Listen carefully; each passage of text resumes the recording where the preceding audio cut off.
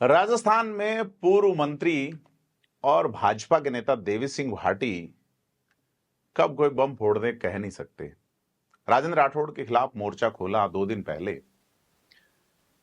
काफी कुछ कहा है उन्होंने और कहा है कि लोकसभा चुनाव में भाजपा का जो खराब प्रदर्शन है उसके लिए राजेंद्र राठौड़ और संगठन की वर्किंग जिम्मेदार हैं।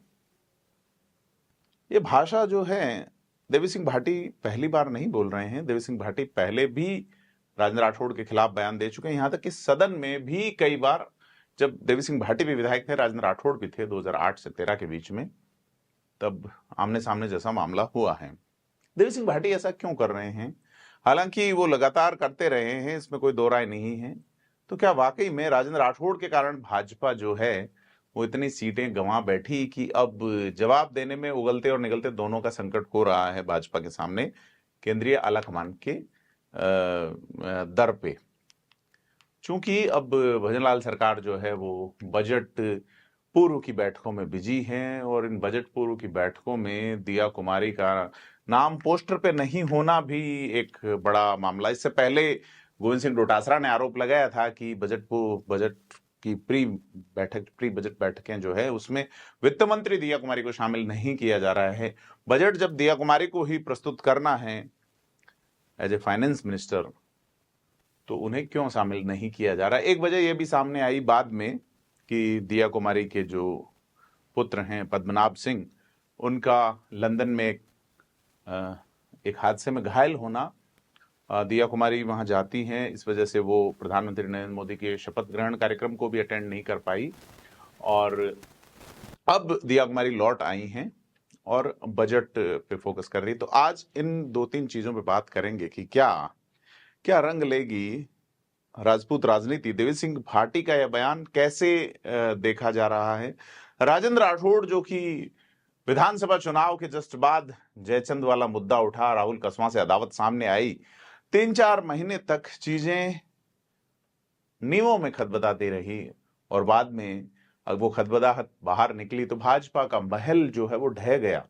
शेखावाटी में, गंगानगर, हनुमानगढ़ में, खासी जगह है, यहां तक कि नागौर में भी।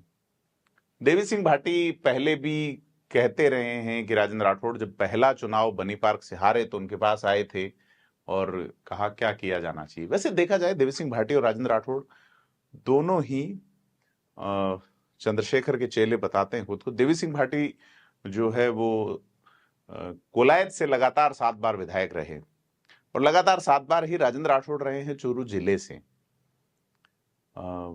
वो एक बार तारानगर से रहे, 6 बार चूरू से रहे। तारानगर से ये चुनाव 10वां चुनाव जो लड़ रहे थे तब हार गए। राजेंद्र राठौड़ एक बार चूरू से 85 का चुनाव हारे थे, उससे पहले वो चुनाव हारे थे बनी पार्क से। तो Devi Singh Bhati basically BJP leader लगते नहीं है। उनकी विचारधारा में एक समाजवादी नेता का जो तेवर और अंदाज नजर आता है, जो कभी युवा तुर्क चंद्रशेखर में, जिनको वो अपना राजनीतिक गुरु कहते हैं, नजर आता था। और भाटी राजनीतिक रूप से जब 2013 में वो चुनाव हार गए भंवर सिंह भाटी से महज 2-1 हजार वोटों के आसपास के अंतर से, तो उन्होंने फिर आयुर्वेद पे काम करना शुरू किया और देवी सिंह भाटी वैद्य के रूप में काम करने लगे। लेकिन अब इस बयानों से वो कौन सी सर्जरी करना चाह रहे हैं जिसमें उन्होंने सीपी जोशी पे भी निशाना साध दिया संगठन के नाते और राजेंद्र राठौड़ पे भी। क्योंकि हार की अलग अलग वजहें हैं। जावर सिंह खर्रा कह चुके हैं अग्निवीर के जावर सिंह खर्रा कह चुके हैं टिकट वितरण, झुंझुनू से हारने वाले जो शुभकरण चौधरी है उनका कहना है अग्निवीर के कारण। अलग अलग कारण हैं। नागौर में ज्योति मिर्धा का हो गया। एक तो यह है कि नागौर, चूरू, झुंझुनू, सीकर, बीकानेर, गंगानगर, हनुमानगढ़, इन जिलों को देखें इस इलाके में पूरे में, तो यहां एक भी राजपूत विधायक सॉरी 2 राजपूत विधायक हैं, जिनमें एक तो देवी सिंह भाटी के पोते अंशुमान सिंह और दूसरे नवलगढ़ से हैं विक्रम सिंह जाखल।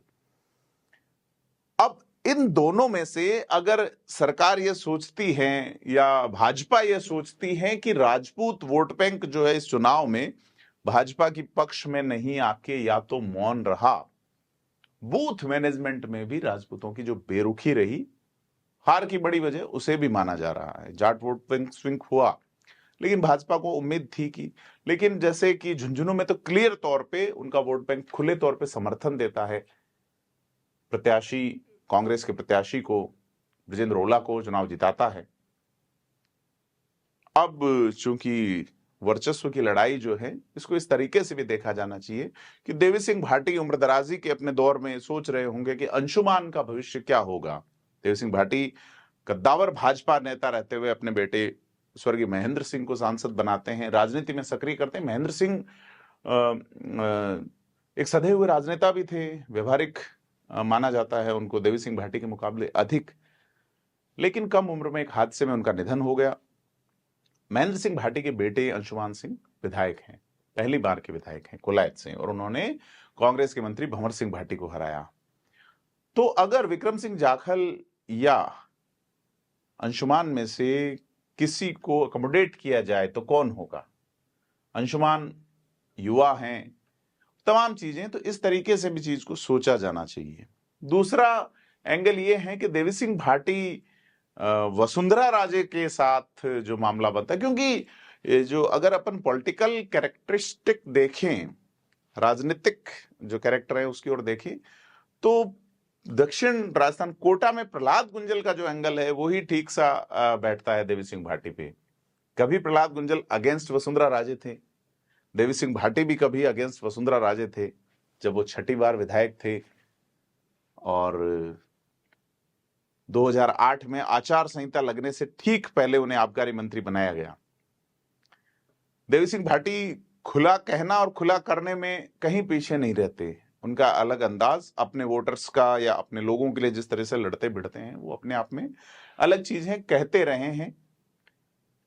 और अब उनका जो बयान राजेंद्र राठौड़ पे सीधे से है, उस पे जो अपन बात कर रहे हैं, यही नहीं, देवी सिंह भाटी ने ब्यूरोक्रेसी पे भी कहा कि ब्यूरोक्रेसी बेकाबू हो गई है। उन्होंने चीफ सेक्रेटरी पे आरोप लगाए हैं कि विधायक लाइन लगा के खड़े रहते हैं। तो 3 जो है वो एंगल पे बात की है। देवी सिंह भाटी की बात कहीं ना कहीं ठीक प्रतीत होती है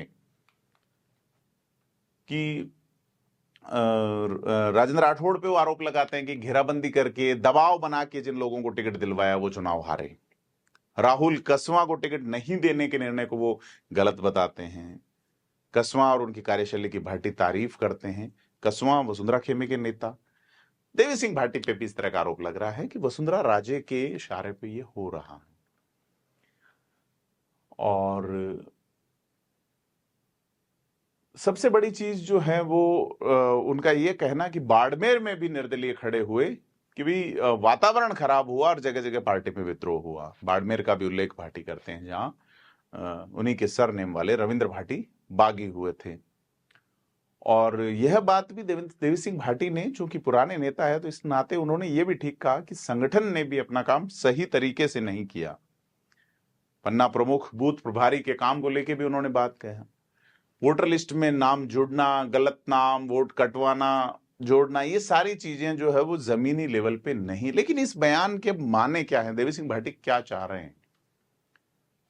तो जैसे श्रीगंगानगर में प्रियंका बेलान को टिकट दिए जाने का मुद्दा, तो देवी सिंह भाटी का जो एनालिसिस है वो ग्राउंड रियलिटी से जुड़ा हुआ है, लेकिन इसके पॉलिटिकल आउटकम्स क्या हैं, यह बात है कि वो तीनों ही एंगल पे राजेंद्र राठौड़, जिनसे उनका पहले भी पंगा रहा है, दूसरा सीपी जोशी वाला संगठन, और तीसरा मुख्य सचिव। मुख्य सचिव के लिए कहा कि लोग लाइन लगा के खड़े रहते हैं एक आईएएस के वहां, तो पॉलिटिशियन यानी कि जनप्रतिनिधि बनना बेकार हो गया।